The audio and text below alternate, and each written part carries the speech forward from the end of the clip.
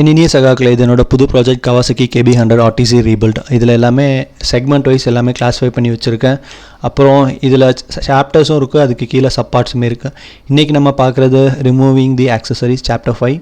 அதில் இன்றைக்கி பார்ட் 5ல் இருக்கும். Silencer, kicker liver, gear liver, அப்புறம் பிரேக் அசம்பிளி எப்படி கலத்துறதுன்னு பார்க்க போகிறோம்.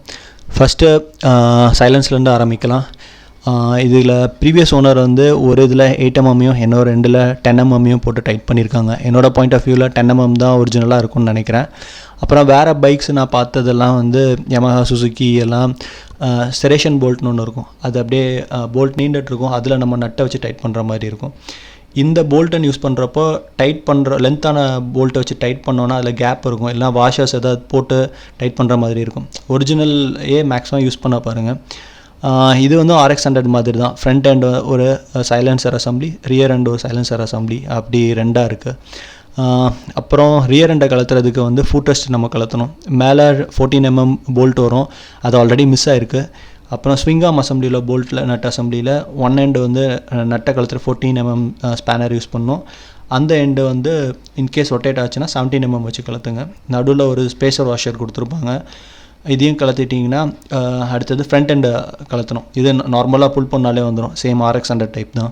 அப்புறம் ரியர் ஹேண்ட் அசம்பிளி வந்து சைலன்சர் வராது, ஏன்னா அதோட லென்த்து கேப் அதிகமாக இருக்கும். அந்த நட்டை ஆல்ரெடி போட்டுட்டு மறுபடியும் டைட் பண்ண ஒரு ஹேமரை சுத்தியில் வச்சு அப்படி இடிச்சிங்கன்னா லைட்டாக உள்ளே போயிடும்.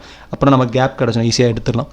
ஏன் நட்டை போடணுன்னா அதோட த்ரெட்டை எதுவும் டேமேஜ் பண்ணிடக்கூடாது, அதனால நம்ம நட்டை போட்டுட்டு அப்புறம் கலத்துறோம். அப்புறம் கிக்கர் லிவர் அசம்பிளிக்கு வந்து 12mm ஸ்பேனர் வச்சு கலத்துங்க. இதை ஃபுல்லாக கம்ப்ளீட்டாக ரிமூவ் பண்ணால் தான் அது ஸ்லைட் ஆகி வரும். நட்டை லைட்டாக லூஸ் பண்ணிவிட்டு அப்படியே இழுத்தா வராது. ஏன்னா அந்த கிக்கர் ஷாஃப்டில் ஒரு ஸ்லாட் ஒரு க்ரூவ் மாதிரி இருக்கும், அதனால் வராது. இன்கேஸ் இதை இழுக்க முடியலன்னா ஒரு ஸ்க்ரூ ட்ரைவர் வச்சு இல்லைனா லைட்டாக அப்படி தென்னா போதும், அது கேப் இன்க்ரீஸ் ஆகும். அப்புறம் நீங்கள் ஈஸியாக எடுத்துடலாம். இன்கேஸ் அதுவும் வரலன்னா லிவரை மொத்தமாக கீழே டவுன் பண்ணிவிட்டு அந்த எண்டிலேருந்து சுற்றியில் வச்சு அடிங்க, ஈஸியாக வந்துடும். இது முடித்ததுக்கப்புறமா பிரேக் லிவர் அசம்பிளிக்கு போகிறோம். இதுக்கு வந்து பிரேக் லூஸ் பண்ணோம். நான் இதுக்கு 14mm ஸ்பேனர் யூஸ் பண்ணுங்கள். மேக்ஸிமம் RX100, சுசுக்கி எல்லாமே மேக்ஸிமம் அது இதுன்னு இல்லை, எல்லா பைக்ஸுமே மேக்ஸிமம் 14mm தான் வருது. இதோட நட்டை அதிலே டைட் பண்ணிடுங்க, ஏன்னா அந்த ஸ்ப்ரிங்கு மெக்கானிசம் எல்லாமே எங்கேயும் மிஸ் ஆகிடக்கூடாது. அப்புறம் ஃப்ரண்ட் பிரேக் லிவர் அசம்பிளியை பார்த்தீங்கன்னா இதுக்கு வந்து ஸ்ப்ளிட் வாஷர் போட்டிருப்பாங்க. இந்த ஸ்ப்ளிட் பின்னை எடுத்துகிட்டு அந்த வாஷரையும் ரிமூவ் பண்ணணும். இதை ரிமூவ் பண்ணிட்டீங்கன்னா இந்த பிரேக் அசம்பிளி எடுத்துடலாம். அடுத்தது வந்து அதில் பிரேக் லிவர் சுவிட்சை, ரியர் பிரேக்கோட பிரேக் லிவர் சுவிட்ச் எங்கேஜ் ஆகிருக்கும், அந்த ஸ்ப்ரிங்கையும் எடுத்துருங்க. இது நார்மலாக எடுத்தாலே போதும். இதுக்கு பின்னாடி இன்னொரு ஸ்ப்ரிங் லாக் பண்ணியிருப்பாங்க. அந்த ஸ்ப்ரிங்கு வந்து ரிட்ராக்ஷன் ஸ்ப்ரிங்கு, பிரேக்கை மறுபடியும் ஒரிஜினல் பொசிஷனுக்கு வர வைக்கக்கூடியது. இது முடித்ததுக்கப்புறம் ஃபோர்த் வந்து கியர் ஷிஃப்டர் லிவர்.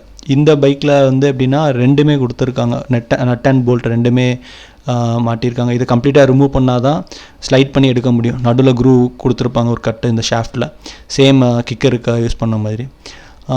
இதோடு இந்த வீடியோ முடியுது. அடுத்த வீடியோவில் பார்ப்போம். பாய்.